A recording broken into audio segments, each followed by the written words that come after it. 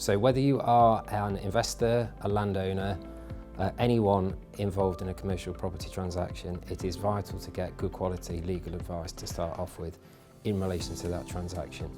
and usually at an early stage. In relation to a commercial property transaction, you usually get heads of terms from a surveyor or an agent actually formulating the structure of the transaction. So it is important to go through that from a legal perspective and make sure that there's nothing in relation to the deal, whether it be due diligence on the deal, anything that would be an impediment or anything that might impact on the ability for that transaction to proceed, and to proceed as swiftly and as smoothly as possible. We have a significant team of property lawyers who have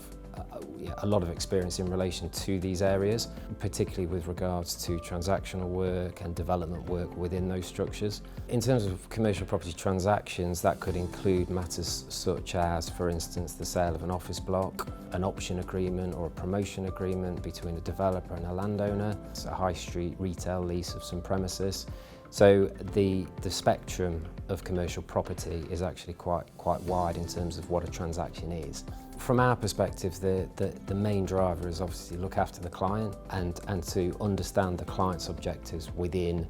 whatever structure is being put in place and whatever transaction we're actually dealing with. So the key is the client, what is their commercial objectives, because at the end of the day it's a commercial objective which we as lawyers are trying to then reflect in a legal manner. So within commercial property, what we tend to deal with is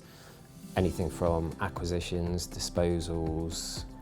anything to do with leases and lease agreements, agreement for leases, and funding of commercial property. So I think what we would say is, from Nelson's perspective, we pride ourselves in being fairly proactive on matters, and, as I say, identifying the client's needs and the client's interests and objectives at an early stage in the transaction, because that is important for us to understand the business driver for the client and then make the transaction work around that. So for us, it's understanding those needs and trying to facilitate them as much as possible